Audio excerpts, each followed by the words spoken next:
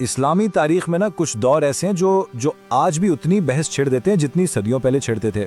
تو آج ہم ایسے ایک دور کی گہرائی میں اترنے والے ہیں۔ سوال یہ ہے کہ آخر یزید اول تھا کون، اور ایسا کیا ہوا کہ اس کا صرف 3 سال کا دور حکومت 1300 سال بعد بھی اتنی شدت، اتنی گہری بحث کا موضوع بنا ہوا ہے۔ چلیں اسی کو سمجھتے ہیں۔ اچھا، اس پورے تنازع کو سمجھنے کے لیے ہمیں 3 بڑے واقعات کو دیکھنا ہوگا۔ یہی وہ 3 واقعات ہیں جو اس کے مختصر دور حکومت کی پہچان بن گئے۔ جی ہاں، صرف 3۔ اس کا دور حکومت تو تھا بہت مختصر، لیکن اس میں 3 ایسے المناک واقعات ہوئے جن کے اثرات آج تک محسوس کیے جاتے ہیں۔ ان میں سے پہلا واقعہ تو تھا سانحہ کربلا، یعنی نبی اکرم صلی اللہ علیہ وآلہ وسلم کے نواسے کی شہادت۔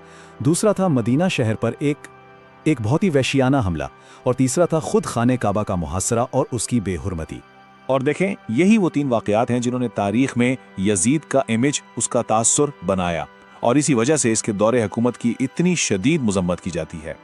لیکن سوال یہ اٹھتا ہے کہ آخر یہ سب ہوا ہی کیوں؟ اس سوال کا جواب ہمیں یزید کی شخصیت اور اس کے خاندانی پس منظر میں ملے گا۔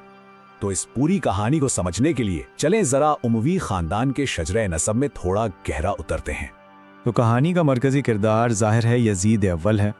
اس کے والد تھے معاویہ اول۔ وہ نہ صرف نبی اکرم صلی اللہ علیہ وآلہ وسلم کے صحابی تھے، بلکہ امی خلافت کے بانی بھی، یعنی انہوں نے اس کی بنیاد رکھی تھی۔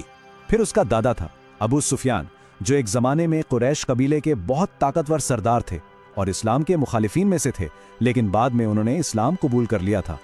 اور یہیں سے اس کے پردادا امیہ کے نام سے اس خاندان کا نام اموی پڑا، تو نام کا تعلق سیدھا یہاں سے جڑتا ہے۔ تو اگر ہم دیکھیں، اس کا خاندان صرف رشتوں کا ایک مجموعہ نہیں تھا، یہ اصل میں طاقتور سیاسی اور قبائلی اتحادوں کا ایک پورا نیٹ ورک تھا، ایک جال تھا جس پر اس کے اقتدار کی عمارت کھڑی ہوئی۔ لیکن جو اصل تصادم تھا اس کی جڑ کو سمجھنے کے لیے یہ جاننا بہت ضروری ہے کہ یزید کا خاندان نبی اکرم محمد صلی اللہ علیہ وآلہ وسلم کے خاندان سے آخر جڑتا کہاں پر تھا۔ اور یہ جو پوری دشمنی ہے اور جو تعلق بھی ہے، دونوں کی جڑیں جا کر ایک ہی شخص سے ملتی ہیں، اور وہ ہیں عبد و مناف۔ تو یہاں یہ بات بالکل صاف ہو جاتی ہے کہ یہ دونوں قبیلے بنو ہاشم اور بنو امیہ اصل میں عبد مناف کے 2 بیٹوں کی نسل سے تھے، یعنی ایک طرح سے یہ دور کے کزنز تھے۔ اور یہی خاندانی تقسیم، یہی رشتہ داری آگے چل کر اس بڑے تنازع کی بنیاد بنی۔ اچھا، اس گہری خاندانی رائیولری کے پس منظر میں اب دیکھتے ہیں کہ یزید کے دور حکومت میں واقعات اصل میں کتنی تیزی سے پیش آئے۔ ذرا اس ٹائم لائن پر غور کریں۔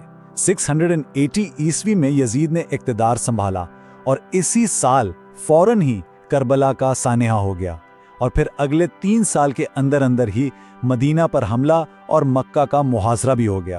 مطلب یہ ایک بہت ہی طوفانی دور تھا۔ تو خلاصہ یہ ہے کہ یزید کا مختصر مگر بہت ہنگامہ خیز دور ایک گہری خاندانی دشمنی کا ہی نتیجہ تھا، اور اس کی پہچان ہمیشہ انہی 3 واقعات سے جڑی رہے گی، جن کی گونج آج بھی صدیوں بعد بھی تاریخ میں صاف سنائی دیتی ہے۔